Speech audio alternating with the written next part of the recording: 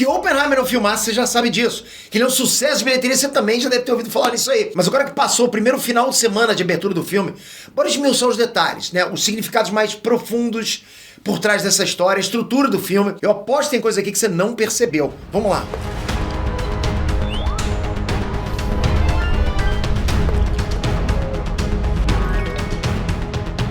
Inés Tranks, Peter aqui.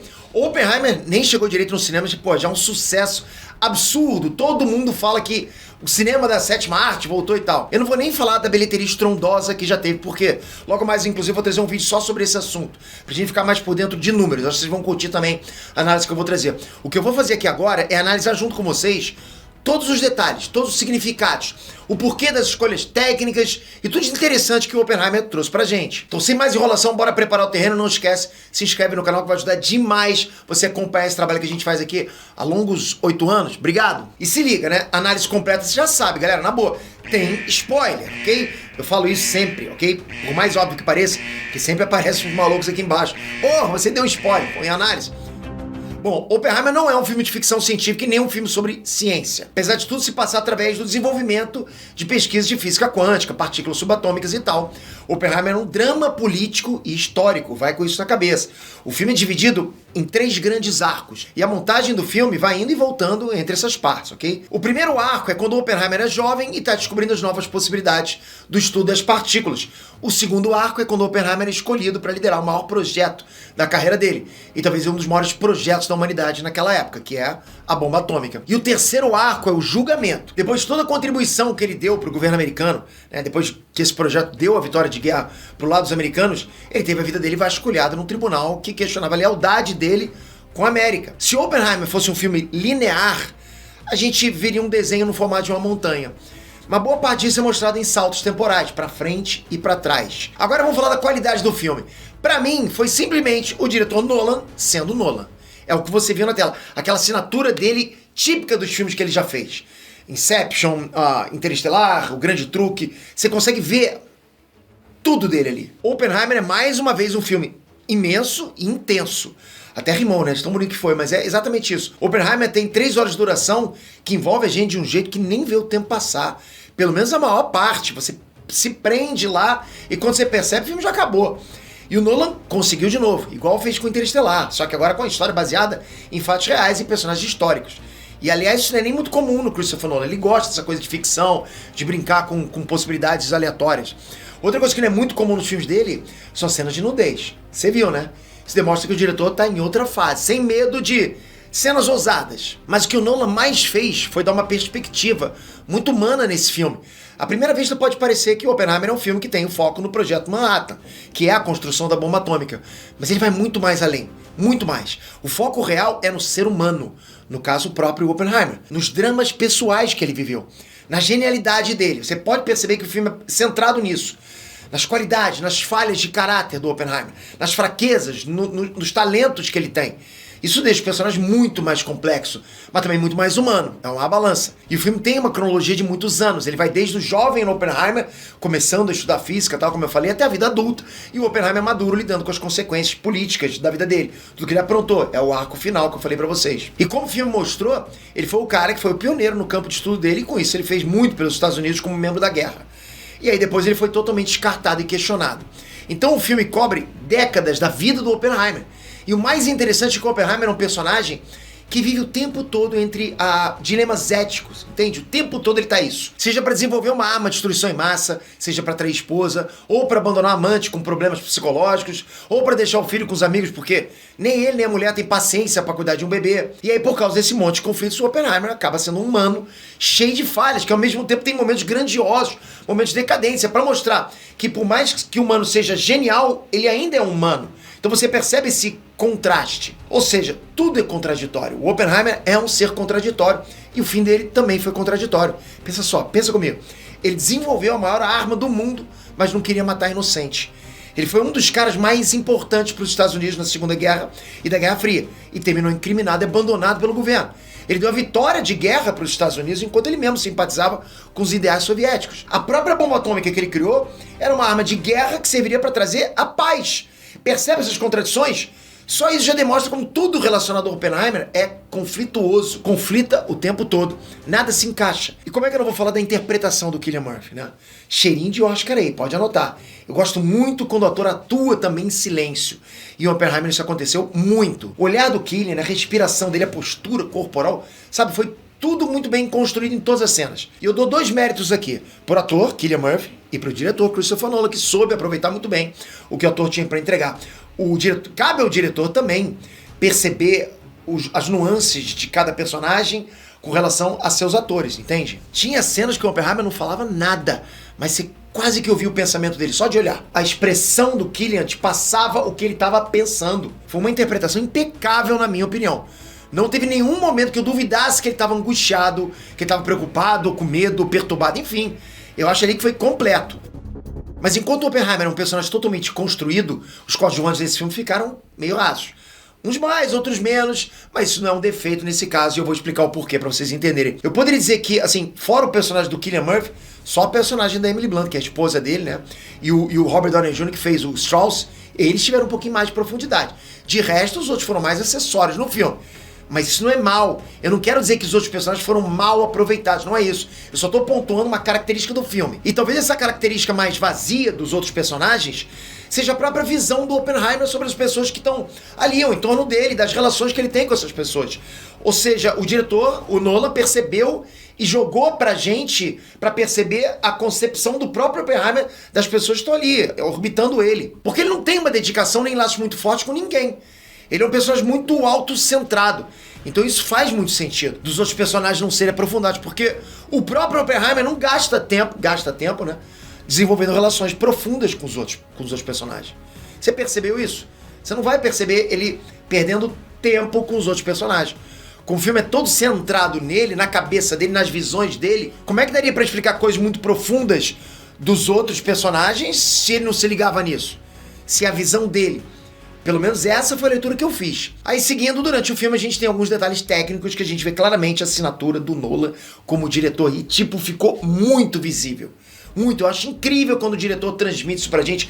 Quando a gente consegue olhar pra um filme e falar, pô, esse filme é do fulano. E esse filme dava pra perceber, é do Christopher Nolan. Primeiro, nos diálogos. O roteiro de Oppenheimer também é assinado pelo Nolan. E ele sempre coloca diálogos muito fortes, muito potentes. Você quer ouvir aquelas conversas entre os personagens. Mesmo que sejam cenas com menos ação, muito introspectivas, isso mantém a gente preso no filme. Ele sabe fazer isso. E o segundo ponto, que também é uma característica do Nolan, é de não tentar explicar tudo. Eu gostei muito disso. A gente não sai de Oppenheimer entendendo física quântica. Ele nem quer passar isso pra gente. Mas a gente entra com tudo lá no processo, por mais complicado que esse processo seja. E foi a mesma coisa com Interestelar. Até hoje muita gente tem dúvidas de como funciona aquela comunicação do pai com a filha dentro da estante de livros. O Nolan não explica muito, mas ele arrasta a gente pra dentro da situação pra ver como é que as coisas aconteceram. E o Oppenheimer foi a mesma coisa. Terceiro, o Nolan, ele gosta de caprichar no visual num nível absurdo. E apesar de serem poucas cenas fantásticas em Oppenheimer, elas aconteceram. No Oppenheimer isso funcionou de várias maneiras. Quando a gente vê na tela o universo quântico, as partículas que o Oppenheimer imagina, por mais que a gente não saiba quais partículas são aquelas lá, que a gente não entende nada, a gente fica deslumbrado. Mas isso vem só de vez em quando no filme. Isso porque o foco não é ser fantástico, como foi a Tenet, a Interestelar, a Origem, entende? Esse tipo de filme, em que o universo desses filmes todos é fora da nossa realidade. Ele gosta desse tipo de coisa, de ficção também, o Christopher Nolan. Só que quando essas imagens fantásticas vinham em Oppenheimer, a gente acaba compartilhando a experiência com o personagem. E na hora do teste da bomba no deserto, aí nem se fala. Foi o auge do visual no filme, o auge. Fora essas duas ocasiões, né, das partículas quânticas e da bomba explodindo, Oppenheimer é um filme realista, pé no chão, de close no rosto dos personagens, aparecendo rugas na pele, olheiras, esse tipo de coisa.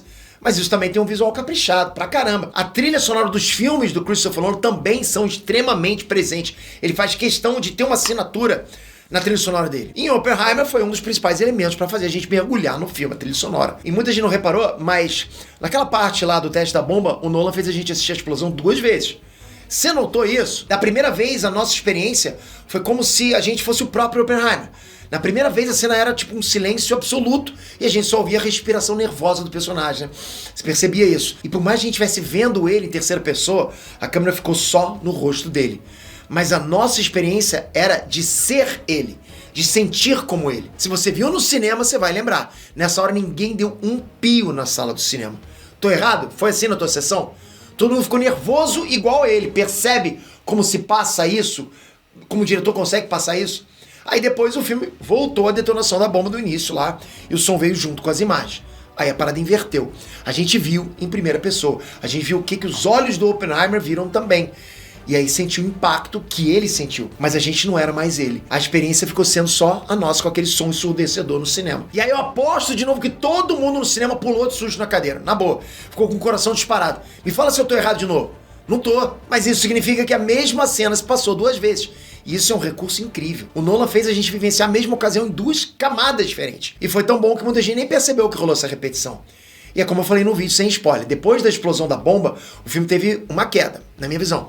Parece que algumas pessoas me interpretaram mal no outro vídeo, inclusive. Então eu vou explicar melhor aqui. Vou aproveitar. Eu não disse que a parte do julgamento não era importante, ok? Eu entendo que os 40 minutos finais e tudo que aconteceu depois da detonação das bombas foi necessário e foi importante. Eu sei que foi. É óbvio. Só que em questão de ritmo, aí não tem condição. O filme esfriou. Ele tomou outro tom. É o que eu quis dizer. É outro tom. Mas definitivamente é uma parte que faz sentido e precisa ter. Ainda mais a gente lembrar que o Oppenheimer foi um homem extremamente importante na história. Comparado inclusive com Deus Prometeu. E a jornada do Oppenheimer é toda parecida com Prometeu mesmo. É como eu falei, o Prometeu ele foi o Deus que deu fogo dos deuses para a humanidade. No caso aqui, o Oppenheimer deu a bomba atômica, que tem potencial de destruir mundos. É uma coisa sobre-humana, como se fosse um fogo dos deuses. É um superpoder, é um deus. A bomba atômica é quase como um deus na Terra. E tanto o Oppenheimer como a mitologia do Prometheus colocam esses personagens como figuras que mudaram o destino da humanidade e sofreram as consequências. Porque da mesma forma que o fim do Prometheus foi ser castigado por Zeus, que é o deus supremo, o Oppenheimer também foi punido pelo que estava acima dele, a política, o Estado americano. O Oppenheimer foi largado no esquecimento, foi jogado para fora do sistema depois que ele fez tudo o que precisavam dele. Isso, inclusive, é uma crítica ao próprio sistema. Então isso bate certinho com a analogia do Prometheus. E falando em analogia, o simbolismo da própria bomba no filme é muito didático. Porque muita gente estuda história na escola, entende a bomba como uma super arma de guerra. E o filme deixa muito claro que ela é muito mais do que isso. Não é simplesmente um artefato de guerra, só pra causar explosão. A bomba atômica é uma arma política, ok? Política. Ela tem a função não só de destruir, mas sim de mandar um recado muito claro pro mundo inteiro, ok? Temos uma bomba. E aí, vai fazer o quê? E a corrida das armas nucleares era uma forma dos lados opostos da guerra se posicionarem. Então percebe que o objetivo não era essencialmente destrutivo. Tudo bem, eu sei, é destruir pra caramba, mas o objetivo não era só vencer o inimigo. Era uma questão de se colocar no lugar de liderança no conflito. É você mostrar, sou mais forte. Olha com quem tu quer mexer, melhor tu ficar quieto. Era literalmente isso, era tipo, não mexe comigo, porque quem manda aqui sou eu. Eu posso te destruir de um jeito inimaginável daqui pra frente. Pensa bem antes de tretar comigo. E assim como eu falei que o Oppenheimer era um personagem conflituoso, o filme também colocou a própria bomba atômica como uma coisa conflituosa. Porque quando ela funcionou no teste do deserto, a gente viu ao mesmo tempo o horror destrutivo dela, mas também a felicidade pelo sucesso do projeto. E pode confessar que lá no fundinho, aquela alegria das pessoas aplaudindo a bomba, gritando, celebrando, contaminou a gente. Funcionou uma arma de destruição em massa. Olha que loucura, como conflita essa cena. Mesmo a gente sabendo que é muito errado gostar disso. Aconteceu. E isso foi proposital. É pra você conversar, pra gerar discussão, conflito em você mesmo. Foi feito pra gente sentir junto, se incomodar logo depois. Sabe, se autocensurar porque tá sentindo um pouco de alegria junto. Sabe quando você ri de um meme desgraça e tu fala, caramba, eu vou pro inferno? É isso. E apesar dessa sequência de felicidade com o sucesso do Projeto Manhattan, em hora nenhuma o filme é uma homenagem ao Oppenheimer e à bomba atômica. Porque a todo momento o filme coloca muito claramente como esse personagem e a própria bomba são angustiantes, pesados, que têm consequências tristes. Então quem acha que Oppenheimer é uma biografia de um herói de guerra, simplesmente não soube interpretar a mensagem. E aí, depois das bombas, o filme mudou de ritmo, né? Como eu falei, veio o arco do julgamento onde ninguém saiu feliz. Se a disputa política era entre Strauss e Oppenheimer, no final nenhum dos dois saiu bem. E o finalzão mesmo, que é aquela cena do Oppenheimer com Einstein, lenta, mas é impactante. É emocionante, bastante filosófica, como todo filme do Nolan é. Exatamente isso, conflita a própria cena. E aí o Einstein assume a posição do velho sábio e diz para Oppenheimer, quase que num tom de profecia, que ele vai colher os frutos do grande feito dele. E que não era bom. O Einstein diz para Oppenheimer que um dia, depois que ele for bastante castigado pelo que ele já fez, lá no fim da vida ele vai ser reconhecido num evento qualquer. Cheio de discurso, tapinha nas costas, uma medalha e tal. Ou seja, esse é o máximo que ele vai ter em troca por ter se esforçado muito, por ter mudado a história da humanidade. Tapinha nas costas. E foi exatamente isso que as imagens mostraram enquanto o Einstein falava. Essa parte foi bastante didática, inclusive. E o Einstein continuou falando que nada daquilo seria verdadeiramente uma homenagem, um reconhecimento para Oppenheimer, e sim para satisfazer o ego daquelas pessoas, para elas se sentirem boazinhas. Beleza, você fez a tua parte, pode ir agora, vai brincar. É isso. E aí o Oppenheimer tem a maior cena de autoconsciência dele, que é a fala final do filme. O Oppenheimer diz que mesmo que a bomba não tenha queimado a atmosfera do planeta inteiro, como era o medo deles no início, na verdade ela acabou destruindo o mundo sim, de outra forma. Porque a bomba não destruiu o mundo com a explosão, e sim com a política, que era o intuito primordial da bomba. Então a mensagem de arma política fechou ali, de um jeito cheio de dor, quase que arrependimento, por parte do Oppenheimer. Comenta aqui se você concorda com a minha análise, o que você achou do filme, e obrigado por esse vídeo de coração. Até a próxima. Fui!